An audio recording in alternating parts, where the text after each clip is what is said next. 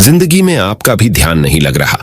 ज्यादा सोचने की वजह से बार बार आपको घबराहट होती है और आपका हृदय भी जोर जोर से धड़कता है और बार बार निगेटिव विचार आपके भी दिमाग में आते हैं। तो इस ज्यादा सोचने वाली बीमारी से बचने के लिए और इस बीमारी को दूर करने के लिए आज हम आपको एक बौद्ध भिक्षु की कहानी के माध्यम से आपकी समस्या का हल बताएंगे। तो आज के इस कहानी को पूरा देखें ताकि आप भी इस कहानी को सुनने के बाद आपकी समस्या से छुटकारा पा सके। तो चलिए आज के कहानी की शुरुआत करते हैं। एक बार चीन के एक हिस्से में बहुत बड़ा मठ था जहां लगभग 500 भिक्षु रहते थे। वो सभी अपने गुरु के मार्गदर्शन में खुद को जानने का अभ्यास कर रहे थे। एक दिन एक लड़का उस मठ में शिष्य बनने के लिए आया। उसने मास्टर से कहा, मास्टर, मैं खुद को जानना चाहता हूं। मैं सच की तलाश कर रहा हूं। मैं पता लगाना चाहता हूं कि सच क्या है। मास्टर ने उसकी ओर देखा और कहा कि अगर तुम सच जानना चाहते हो तो तुम्हें अपना पूरा जीवन दांव पर लगाना होगा। सच को जानने में तुम्हारा पूरा जीवन लग सकता है, फिर भी इस बात की गारंटी नहीं है कि तुम्हें इस जीवन काल में सच का पता लगेगा या नहीं। क्या तुम इसके लिए तैयार हो? शिष्य ने कहा। मास्टर, मैं यहां पीछे मुड़ने के लिए नहीं आया हूं। मैं इसके लिए तैयार हूं। गुरु ने कहा, अगर ऐसा है तुम एक काम करो। इस मठ में 500 भिक्षु है। तुम उनके लिए चावल कूटने का काम करो। बस सुबह से शाम तक चावल कूटने का ही काम करो और जब तुम थक जाओ तो सोने चले जाओ। फिर अगली सुबह उठकर चावल को कूटना शुरू कर दो। इसके अलावा कुछ और मत करना। किसी और चीज के बारे में मत सोचना। बस इस रास्ते पर चलते रहना और दोबारा मेरे पास मत आना। जरूरत पड़ने पर मैं खुद तुम्हारे पास आऊंगा। उस लड़के ने गुरु के आदेश का पालन करते हुए चावल कूटना शुरू कर दिया। उस मठ में 500 शिष्य थे। उन सभी को समय समय पर भोजन की आवश्यकता पड़ती थी, इसीलिए वह बहुत जल्दी उठ जाता था और रात को देर तक चावल कूटता रहता था।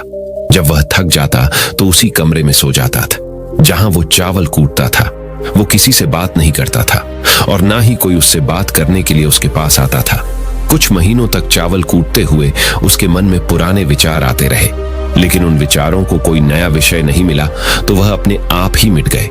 धीरे धीरे उसके मन में विचार कम होने लगे। कुछ सालों के बाद तो वो अपना नाम तक ही भूल गया। वह हमेशा चुप रहता और विचारहीन अवस्था में बस चावल कूटता रहता। उसने ना तो कभी ध्यान किया था और ना कभी शास्त्र पढ़ा था।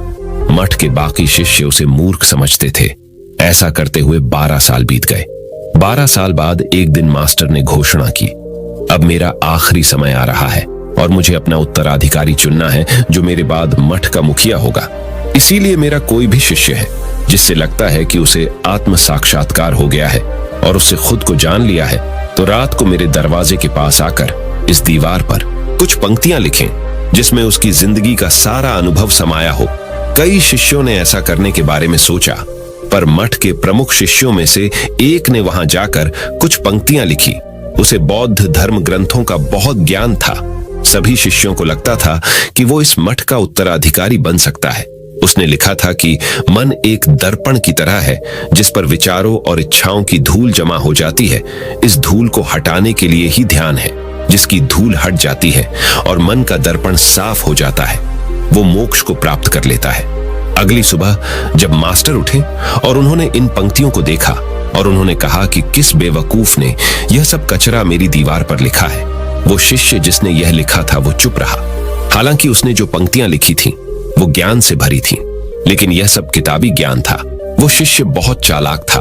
उसने पंक्तियां लिखी पर उसने नीचे अपने हस्ताक्षर नहीं किए, क्योंकि वो स्वयं इसके बारे में निश्चित नहीं था कि ये सही है या नहीं, क्योंकि उसे आत्म साक्षात्कार नहीं हुआ था।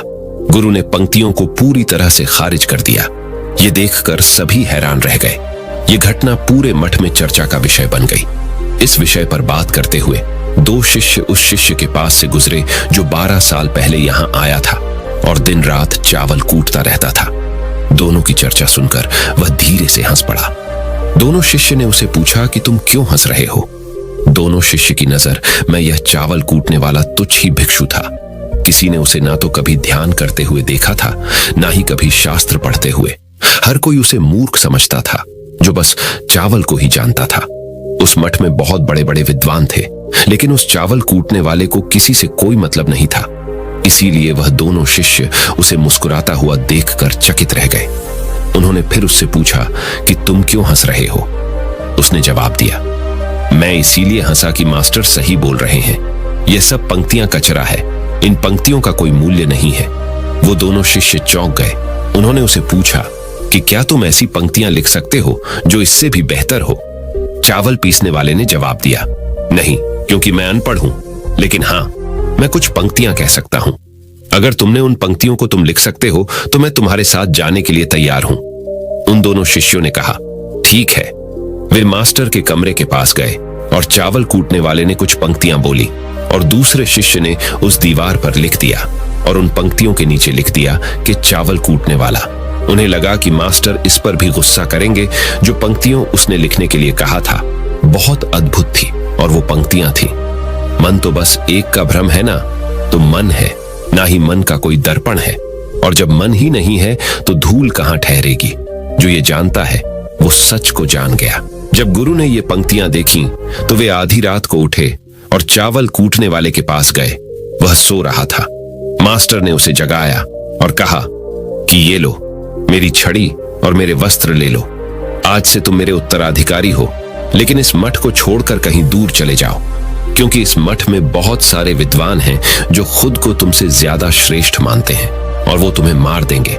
वो इस बात को बर्दाश्त नहीं कर सकते कि एक साधारण सा चावल कूटने वाला उनसे ज्यादा विद्वान निकला। तुम्हें वह सारा ज्ञान हो गया है जो मुझे है। तुम्हें यह सारा ज्ञान चावल कूटते कूटते हुआ है, और मुझे पता है कि तुम जहां भी जाओगे लोग तुम्हारे पास आने लगेंगे, क्योंकि जब कोई फूल खिलता है तो उसकी महक हर तरफ फैलने लगती है। उसने अपने गुरु के पैर छुए और रात को ही वहां से चला गया। अगर हम अपनी जिंदगी में देखें तो पाएंगे बहुत से लोग सोचते हैं कि ध्यान केवल एक ही जगह बैठकर आंखें बंद कर कर ही किया जा सकता है, लेकिन हकीकत में ऐसा नहीं है। ध्यान तो चलते चलते भी किया जा सकता है, अपना कुछ काम करते हुए भी ध्यान किया जा सकता है। असल में ध्यान का मतलब यह है कि आप जो भी काम कर रहे हैं उसे अपनी शिद्दत से करें कि आपको आपके शरीर का ख्याल भी ना रहे। बिल्कुल उस चावल पीसने वाले की तरह जो चावल कूटने में इतना मग्न हो गया कि उसको खुद का कोई ख्याल ही नहीं रहा। उसने चावल कूटते हुए ही उसने आत्म साक्षात्कार प्राप्त कर लिया। हर समय वर्तमान में रहना और कुछ नहीं सोचना। मन तब तक ही है जब तक विचार है। जब विचार ही नहीं रहेंगे तो मन भी गायब हो जाएगा। जब मन ही नहीं रहेगा तभी तुम अपने आप को अच्छे से जान पाओगे। असल में हमें अपने वास्तविक रूप को जानने के लिए कोई अन्य साधना करने की आवश्यकता नहीं है। हम जो कुछ भी कर रहे हैं बस उसमें हमें पूरी तरह से खो जाने की जरूरत है। अपने काम में इस कदर से लीन हो जाओ कि आपका काम भी ध्यान बन जाए। ज्यादा सोचने वाले लोगों के लिए दूसरी रहस्यमयी कहानी अब हम आपको बताएंगे, तो चलिए कहानी की शुरुआत करते हैं। एक गांव में एक आदमी रहता था जो ताले तोड़ने के मामले में एक्सपर्ट था, यानी कि जहां कहीं भी ताले तोड़ने की बात आती थी या लॉक को खोलने की बात आती थी तो उसका नाम सबसे पहले लिया जाता था। एक दिन कुछ समझदार लोगों ने उसकी परीक्षा लेनी चाहिए और उसको बता दिया गया कि आपको इस जगह पर इस तारीख को आना है और ताले को तोड़ना है। जब वह समय के अनुसार तय दिनांक को वहां पहुंच गया तो उसको प्रतियोगिता के नियम समझा दिए गए। आपको एक बॉक्स में बिठा दिया जाएगा और उस बॉक्स को पानी में उतार दिया जाएगा। आपको ताला खोलकर बाहर आना होगा। इस बीच आपको लगता है कि लॉक आपसे नहीं खुल पाएगा तो आप इमरजेंसी बटन को दबा सकते हैं और ऊपर आ सकते हैं, लेकिन आप प्रतियोगिता में हार जाएंगे। उसने सभी नियमों की हां कर दी और पानी में चला गया। जैसे ही वह पानी में पहुंचा तो उसने जेब में से एक तार निकाला और लॉक को खोलने की कोशिश करने लगा। 4 से 5 बार कोशिश करने के बाद वह बार बार विफल हो रहा था, लेकिन उससे लॉक नहीं खुल रहा था। अब ज्यादा समय तक पानी में रहना उसके लिए और भी मुश्किल था, क्योंकि सांस रोकना आसान नहीं था। फाइनली उसने अपना पूरा दिमाग लगाया और एक बार अंतिम प्रयास किया। वह विफल हुआ और उसने इमरजेंसी बटन दबा दिया। धीरे धीरे ऊपर आने लगा।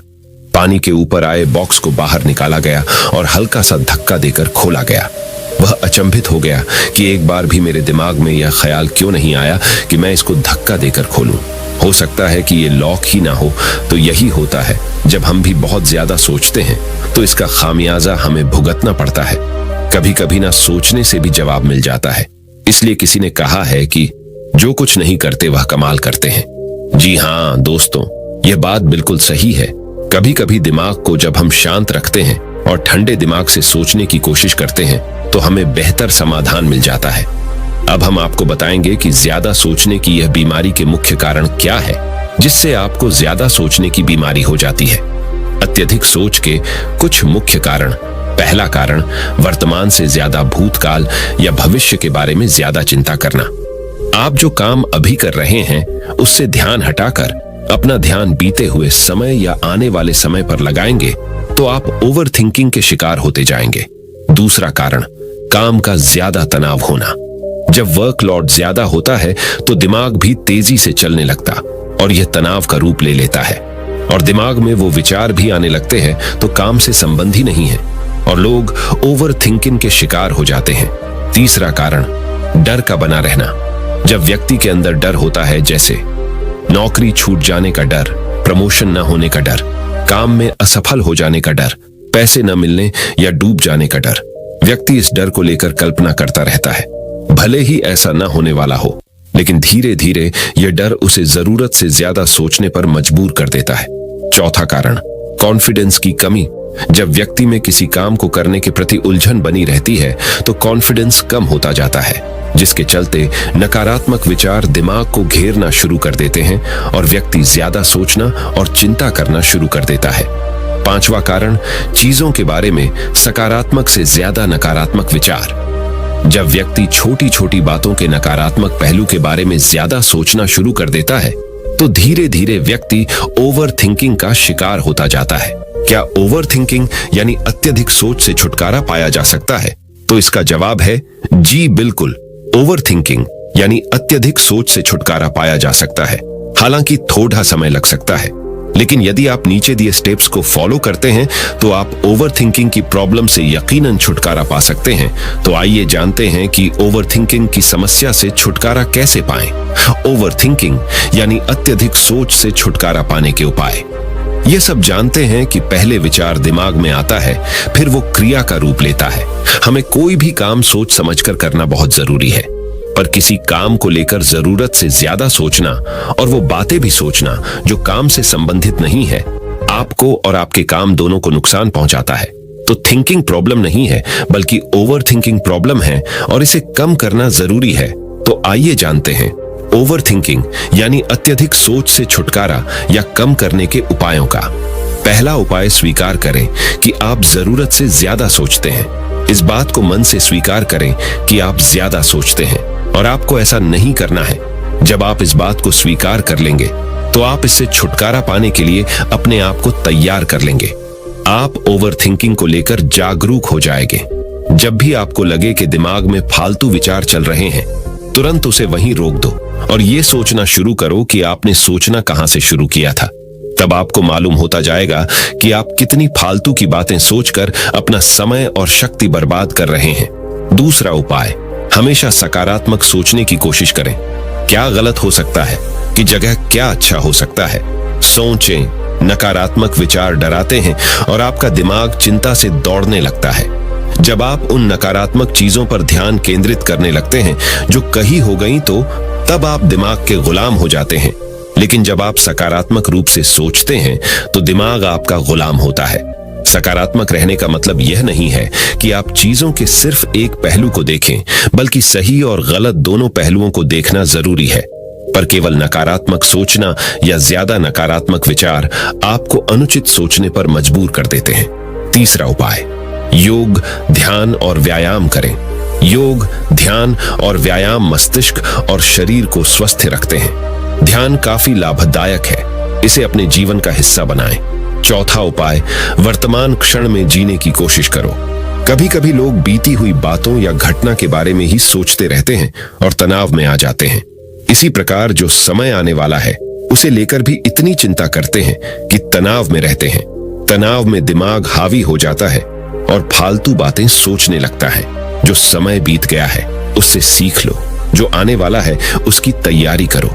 लेकिन यह आप तभी कर सकते हैं जब आप वर्तमान में रहें। इसलिए आप जो अभी कर रहे हैं तो पूरा ध्यान उसी पर लगाओ। पांचवा उपाय, जो बात आपको परेशान कर रही है उसे लिख लें। आपके सोचने के तरीके और आपके महसूस करने के तरीके के बीच एक मजबूत संबंध है। आपके सोचने का तरीका आपकी भावनात्मक स्थिति को प्रभावित करता है और आपकी भावनात्मक स्थिति आपके सोचने के तरीके को प्रभावित करती है। तो जो बात आपको परेशान कर रही है उसे लिख लें। अब उस बात के बारे में यह लिखें कि यह आपको क्यों परेशान कर रही है।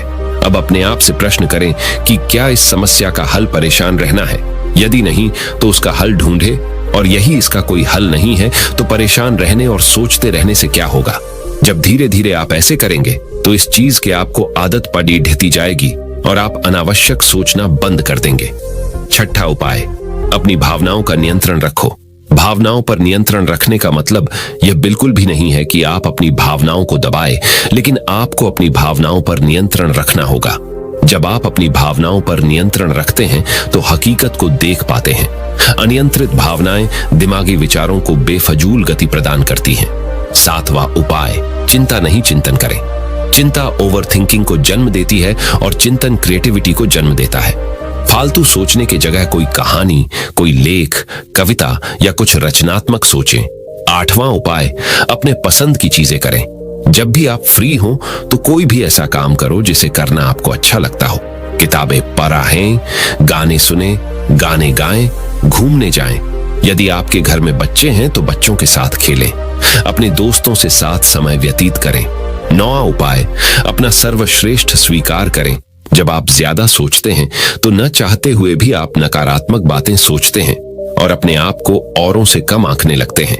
याद रखें, कोई भी परफेक्ट नहीं होता जो आप हैं। आप जैसा कोई नहीं है।